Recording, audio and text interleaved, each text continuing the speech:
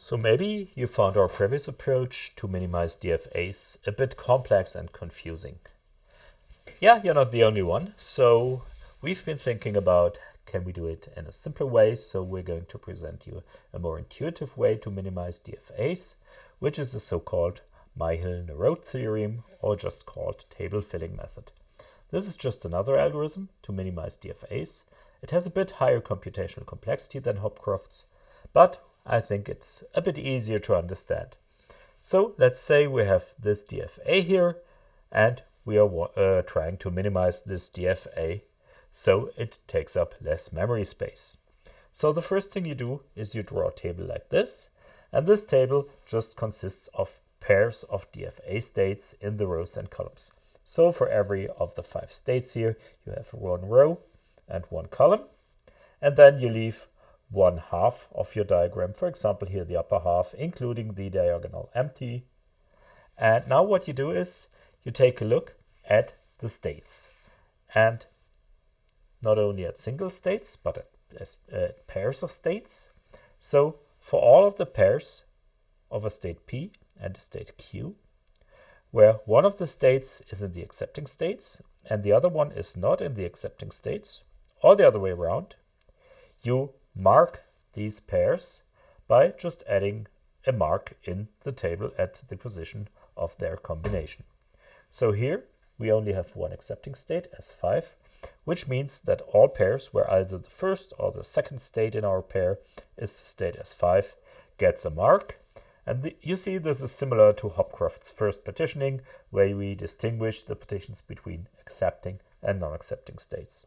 So all of the states where one of the states that's involved is S5 are marked in this table here, and the others remain unmarked so far.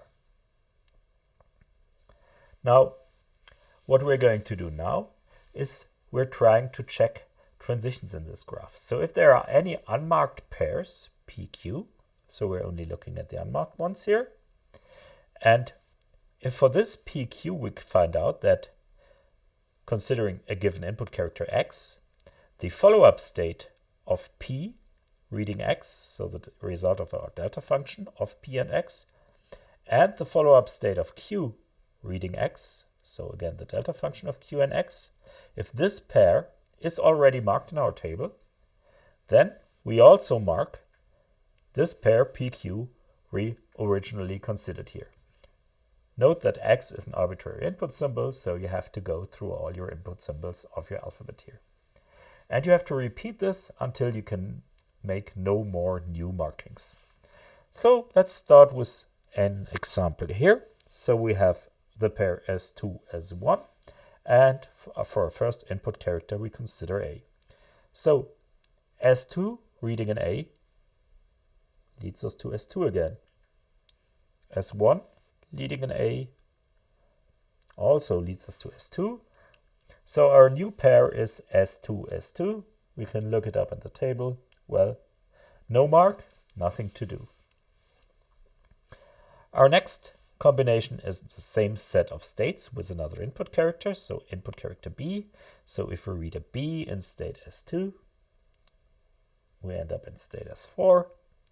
If we read a B in state S1, we'll end up in state S3.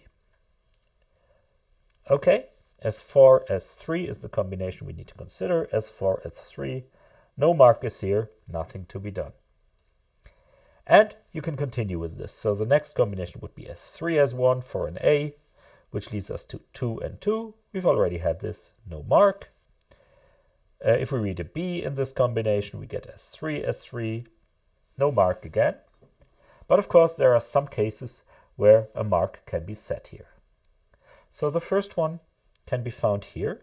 So if we consider the combination of states S4 and S1 and the input character B, we see that the transition of S4 and B leads us to S5, whereas going from S1 and reading a B leads us to S3. So we have a combination of S5, S3 here. This already has a mark. So now we're also setting a mark for this new combination S1, S4 that we had just had a look at. And there are other combinations. The next one we can find is down here. So a combination of state 4 and state 2 reading a B. S4 and B, as we've seen, leads us to S5 again, whereas S2 and B leads us to S4. S5, S4 is the combination we need to consider. This already has a mark. It has a mark, so we also have to set a mark here in the combination of S4 and S2. And the third one is the final one here. So this is S4, S3 reading a B. This results in S5, S3, which of course has a mark. So we also have to set a mark at this combination we just had a look at, S4, S3. So are we finished? Well, we have to repeat this until we can make no more markings. So let's look at the next steps. So here is our intermediate state with all the marks we have set so far. So now we have a new set of markings. We have to start from scratch again to see if any new marks have shown up. So the marks that are showing up are now here. So if we're comparing S1 and S2 with x equals b, S2b again ends up in S4, S1b ends up in S3 as before. But now S4, S3 has already been given a mark. So since there's a mark here, we also have to mark S1, S2 as the outgoing pair of states we considered in our diagram. And there's another one, which is down here. So this is S3, S2 with an input character of B. So here again, we have S3, S4. We just saw this combination. We saw it has a mark. So we end up putting a mark at the combination of S2 and S3 also. Now that's all. So the only unmarked combination now is S3, S1. Both of them have identical subsequent states for input A and B. So from S1, when we take an A, we end up in S2. From S3, when we read an A, we also end up in S2. And in S1, when we read a B, we end up in S3. In S3, when we read a B, we end up in S3 again. So this unmarked combination of state is the only one that remains unmarked. So this one can be combined. So what we can do here, and that's the only possibility in our simple example, is we can combine states S1 and S3 to a new combined state, which we simply call S1, 3 here. So we'll simplify this diagram a bit by combining these two states here into the one. So our DFA at least became a bit smaller. So the algorithms you've seen so far to construct NFAs and to transfer NFAs to DFAs and to minimize the DFAs, well, as they're algorithms, we can actually implement them on a computer as a piece of software, so you don't have to do that stuff by hand. But I think it's really important that you actually understand how these scanner approaches work internally. But of course, some other people already thought of implementing these algorithms. So there are tools which you can readily use to have code for a scanner generated from a very simple input description. And what we're going to take a look at now is a real-world scanner generator that has been invented in 1975 by the people who also invented Unix. And this is just called LEX for lexical analysis. Today, you can very often find a GNU variant, which is called Flex. And this is still very often used for automatically creating code for scanners. So Lex is designed to make life easier for you if you want to implement scanners. So Lex takes a regular expression-like input file and generates C code implementing the DFA to recognize whatever you described in your regex grammar as valid input sentences. So this code that is output can be quite complex. So if you use the current version of Flex and you look at the generated C code, you see that a typical scanner has about 1,700 to 1,800 lines of code, which is of course pretty large, especially if you compare it to something that's essentially equivalent using a very old Unix from 1979, the 7th edition Unix, where the code implementing that scanner only has 300 lines. Nevertheless, you wouldn't want to write 1,700 lines by hand to produce a scanner, but you also probably wouldn't want to write 300 lines of C code if there's an easier way. Now, Lex is only one of many tools to generate scanner code, and similar tools exist for other languages. For example, for Java, there's a version called JFlex. For Python, there's PLY. For C#, it's C#Flex. For Haskell, a functional language, there's a scanner generator called Alex. And there's scanner generators for other languages like Go or Eiffel and so on. So looking at, for example, GitHub, you'll find a scanner generator for almost any language you can imagine. How does the scanner generator work now? Now, you describe the patterns you want to accept as valid patterns using some regular expression-like form in an input file, and this input file usually has the file ending .l for Lex. Then you call the Lex program, which is your scanner generator, give it the input file you just generated or wrote, and Lex generates an output file, which is usually called lex.yy.c. And this lex.yy.c file you can now pass to your C compiler, and then you can get an executable program. So in Unix, this is usually called a.out, which implements the lexical analyzer. So essentially, there's not a lot you have to do, except for writing the input file and then setting up some rules for automatically running Lex and the C compiler for your scanner. So what does a Lex specification look like? As we've seen, a Lex file has a suffix of .l usually, and usually Lex files contain 3 sections. So the first section are declarations, the second one is translation rules, and the third one is a section where you can write additional C functions that augment your scanner because you want some additional functionality included in your scanner. And to give the indication to Lex where one section ends and the other section starts, you use a line just containing the 2% characters at the start of the line.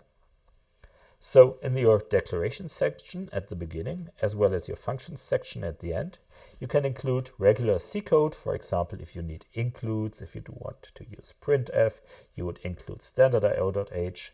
And if you have some special printing functions in your scanner, you would implement them in the final section here. So this code is simply copied over into the final generated C code.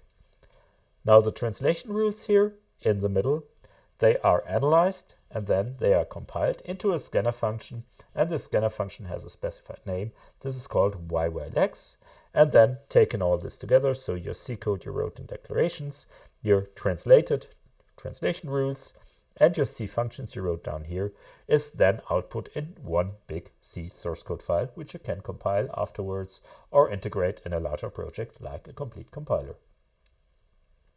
So what do Lex declarations look like? As I said, this declaration section is used to include C code, for example, if you need a header file, if you need to declare global variables, or if you need to declare function prototypes. And if you want to include C code here, this is a bit of a strange syntax. You have to include this in % opening curly bracket, writing your C code, and then closing curly bracket and a % character. And you can also use the declaration function not only for adding C code, but you can also use it for adding directives, which start also with a %sign, which tell Lex details about whatever you're going to do in the rest of your file here. So the functions section enclosed in this strange syntax here is just plain C code down here. So this in the function sections here is just your support functions and the main function if you don't want to use this scanner as part of a larger program. The translation rules now are regular expressions, and these regular expressions are paired with basic blocks. So actions written as C code fragments again that actually direct your scanner generator.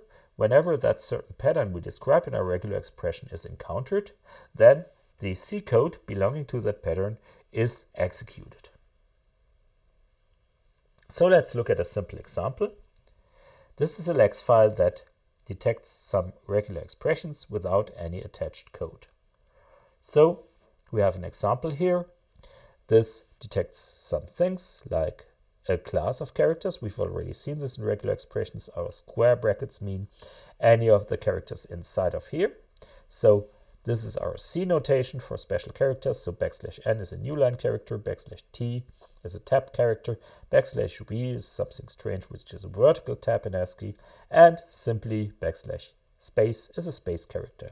So this is a class we call white space. So anything that's not part of the syntax of your language, but just is space in between keywords or space in between lines or anything else, this is usually just ignored in Lex grammars. Then we maybe want to include a facility to recognize some keywords for a language like if, then, and if, and. And in addition, we want to recognize integer numbers. So anything from the class of digits from 0 to 9 and at least one of this. So the plus operator, not the clean star here. So if you write this in a file, including the % signs here and here, you notice there's no declaration section here. It's empty. There's no function section. This is also empty. Well, you get an example that works. It compiles. It's not very useful. So how do you compile this? You can use any Unix, Linux version, Mac OS X, or Mac OS 11 nowadays, or the Windows subsystem for Linux. So as we've seen, first we take this example 0.l file and we run it through Lex. So we call Lex and then the file name of our file we just wrote. This automatically generates lex.yy.c. And if we do an ls to list our files, we see now we have two files here, our original example Lex file and our generated C file. And then we can compile it and link the Lex library. So we can say C compiler output an executable file called example0, which is compiled from our source code file lex.yy.c and including, this is important, the library L. So this is the Lex library. -L means just include a library, and the library for Lex is just called L, so libl. This includes support functions to enable scanning of these regular expressions here. So this is a very simple example, and the only thing it does is, as long as you only use valid keywords or white spaces or numbers, well, it doesn't complain. If you use anything else, it will complain. Well, but of course that was not very useful. So let's add some action here. We can add actions as we've seen to each of the regular expressions. So each of these is a line in itself. So for anything white space, we add C code in curly brackets here. And this is just a comment. So we just add this if we want to read this code in like half a year and we don't understand where there's no code. We just add a comment that says, oh, do nothing. This is white space. So whenever we encounter a white space character like a line feed or a space character, we just ignore it. In the other cases, if there's an if, well, so the sequence of characters I and f, which is a valid regular expression, we return something that's called a capital If, which is a numeric constant. The same for then, for endif, and for end. And for this expression down here, which encodes integer numbers, this is a bit different because this doesn't encode one specific sequence of characters like endif, but an arbitrary large number of characters. So any arbitrarily long natural number. And this doesn't return the number, but it just returns another indicator that says, oh, we just read an int, an integer value. So inside of these curly brackets here, you can write just regular C code. And of course, if you make an error there, your compiler will complain afterwards. Sometimes these errors are not that simple to find, but Lex is pretty useful actually in helping you figure out what's going wrong.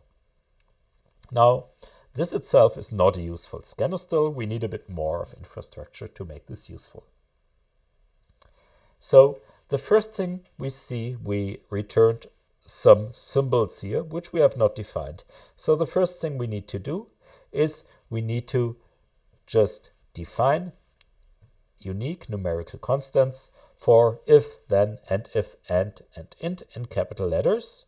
So you can do this in different ways. So you could do this using defines or consts with adding explicitly initializing stuff. The elegant way to do is to use an enum in C, so an enumeration. And you just write these one after the other, so it starts enumerating them as 0. So if has a numeric value of 0, then has a numeric value of 1, and if of 2, 3, and 4. And also, because we want to print out something, what we're going to do is we include our standard io.h header.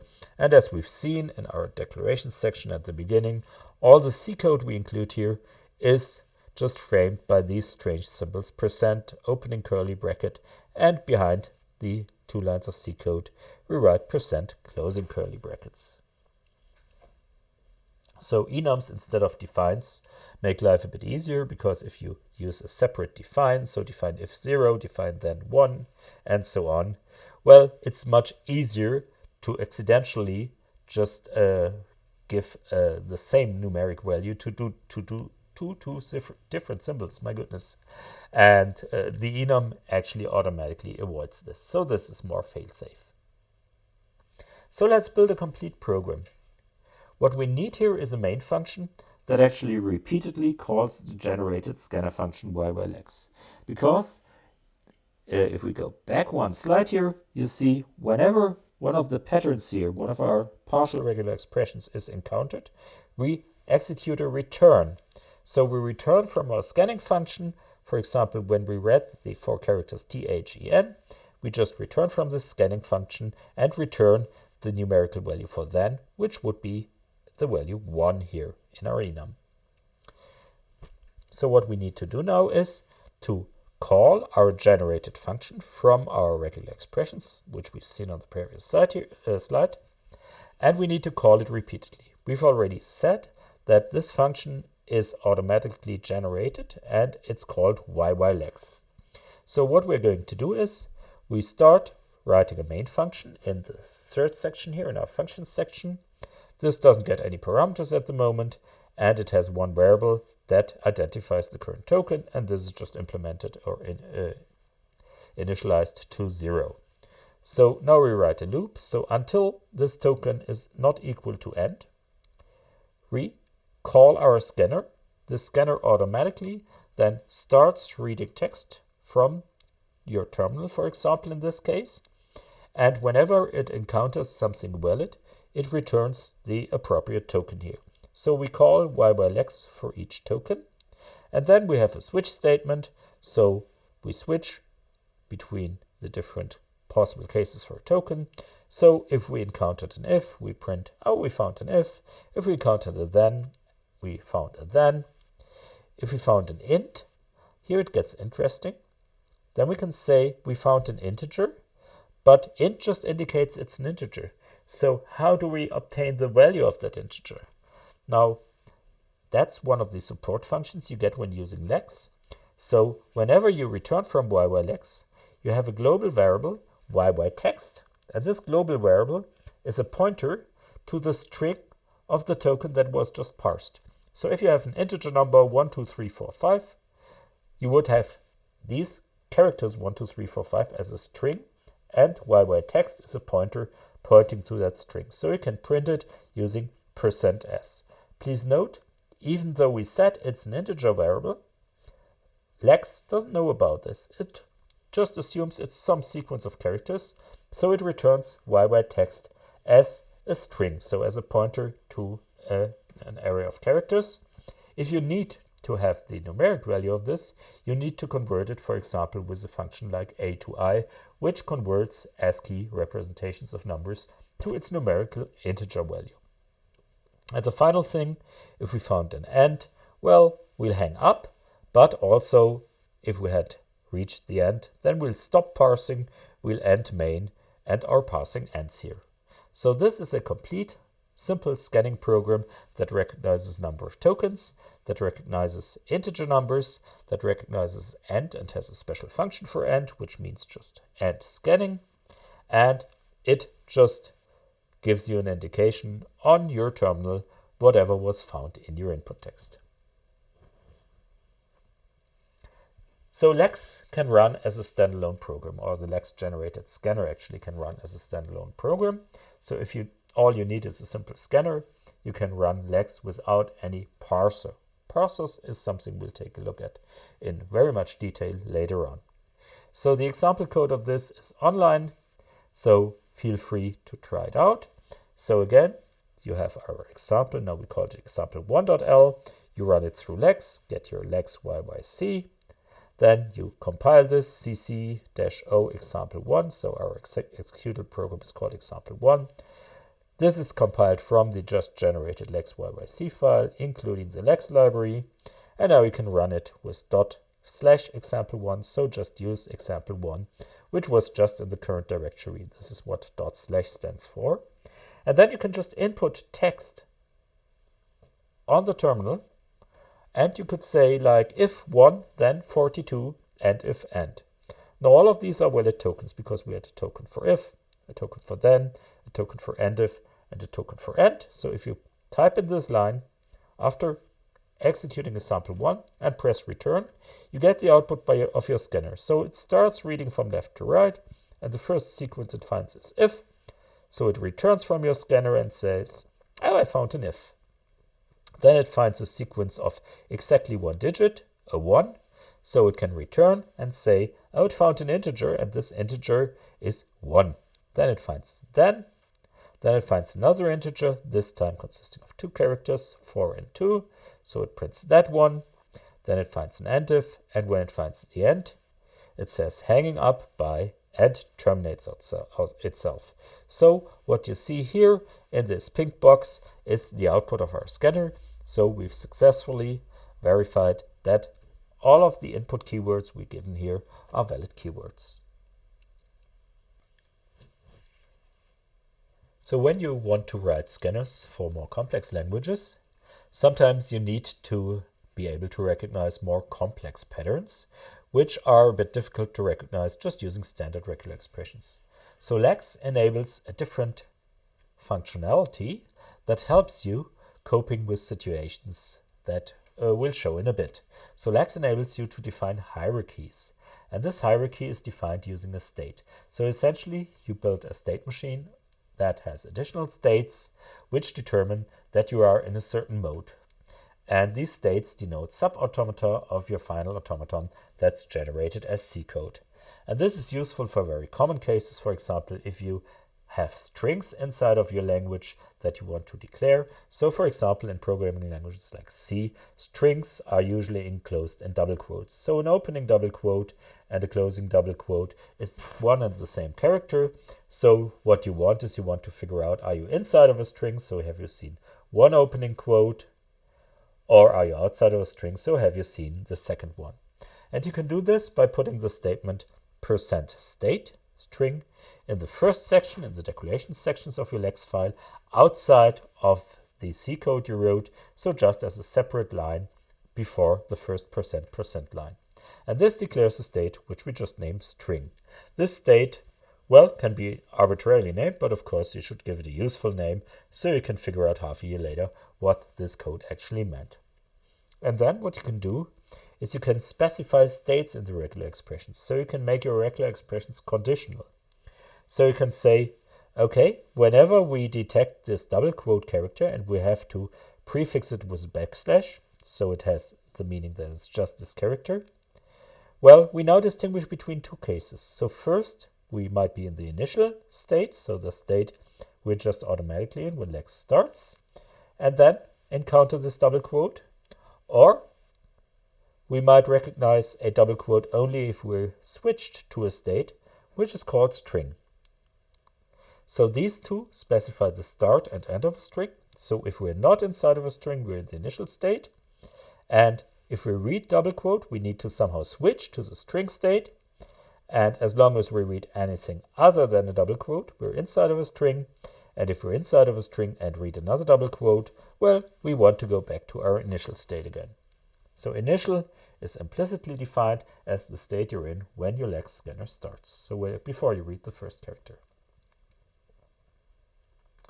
So switching between states works like this. So here we add a number of rules to our grammar here.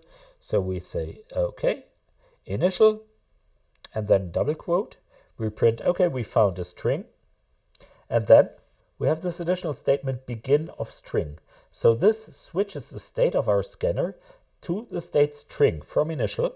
So when we encounter the next double quote here, we are in string, so this one here is no longer accepted, but that one here is accepted.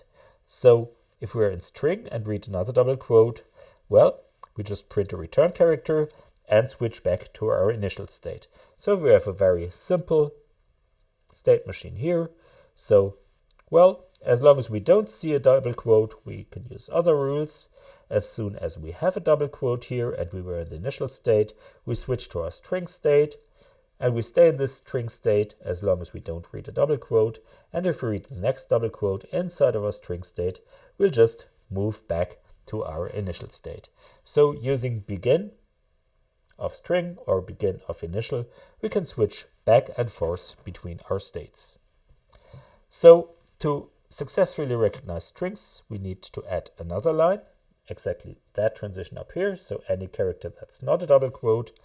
And we use this, so if we're inside of a string and read an arbitrary character, we just print out this character. We've seen YY text contains exactly the scanned part of the text, so YY text is a character array or a pointer to a character array, so YY text of 0 can be output as a single character here. So as we've seen before, a dot matches any arbitrary character, and the action prints the contents. So the Lex grammar here is a bit confusing at first because you think, well, we have a match for arbitrary characters and then we have a match for double quotes, both inside of a string. So if we encounter double quote, would it match our double quote rule or would it match our dot rule for an arbitrary character? Because obviously a double quote is an arbitrary character. And there you need to consider that Lex tries to match regular expressions from top to bottom. So whenever something should have precedence, you write it before the others. So if you write string / double quote, whenever there's a double quote, it matches that one and executes the action.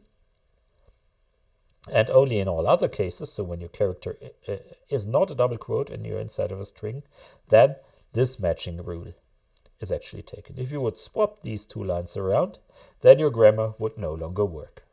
So you need to consider the order in which you write your regular expressions inside of your Lex specification.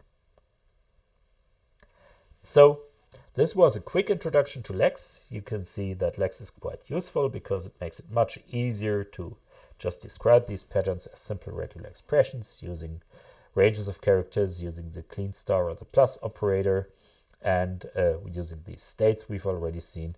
This makes it easier to essentially count things, so like opening and closing double quotes for strings. Now, when there are multiple accepting states, then we might have a problem. Because the DFA simulation cannot guess whether to take a first match or continue and hope to find another. So for example, we have our initial automaton example here again, which is able to just simply recognize floating point numbers. And let's say we give it the input 123.456789. So essentially, this automaton could read B and S1 at the beginning, then it reads the first character 1. It takes a transition to S2, and well, it could be finished. It's an accepting state. But what are we going to do with the rest of our characters here?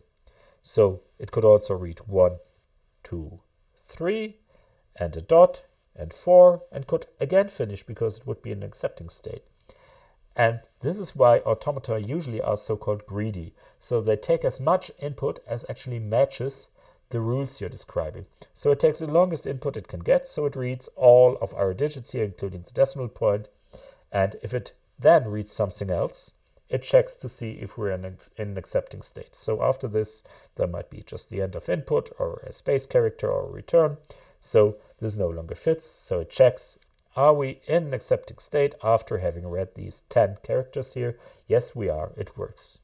This may be very difficult to get right for certain scanners here. If you have sequences that actually are similar to beginning parts of other sequences. So, for example, you have an expression just for integer numbers and one for floating point numbers. You need to get the order of that right in order to get the correct scanning output. So the common rule here is if is that the longest match wins here, and the input recording buffer just rolls back if the input just leads to the DFA just choosing an incorrect path. So we're rolling back at the first character that doesn't match our pattern here. So this greediness needs to be considered when you work with scanners and automata. So what have we learned today?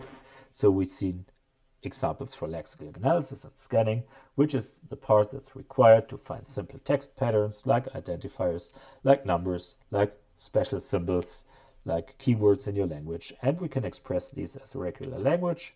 We can implement these as NFAs or DFAs. We can generate equivalent representations. We can minimize the DFAs, and we can describe scanners in different ways, as graphs, which is easy for us humans to see, as tables, which is easy for the computer to understand, and as regular expressions, which are easy to write down in a text file and which can be used to compile them down to an automaton in, for example, C code, which then automatically implements your scanner. And scanner generators like Lex help you to turn these regular expressions into C code for the given scanner you have specified. Here are some additional references if you want to dig deeper. So the first one is by the people who wrote the first version of Lex, which is Michael Lesk and I think it's Eric Schmidt actually. Lex, a lexical analyzer generator already from 1975. The second one describes a more versatile scanner generator, which is called RE2C, so regular expressions to C, which is a more modern form here, but already, again, almost 30 years old. The important difference between Lex and RE2C is that Lex only works on ASCII characters, so if you want to include, for example, Unicode Norwegian characters, this might work with Lex, but maybe you might want to use RE2C instead. Anyways, for our example here, Lex is fine. Then we have the Hopcroft paper on minimizing states in a finite automaton. And of course, we have our book, our compiler book of Cooper and Thorson, where this is described in detail. And if you want to dig even deeper into automatons and transformations, there's the Nerode paper describing the Nerode table approach in 1958 already. So this is a very old paper. That's all for today. Thanks for listening. Until next time.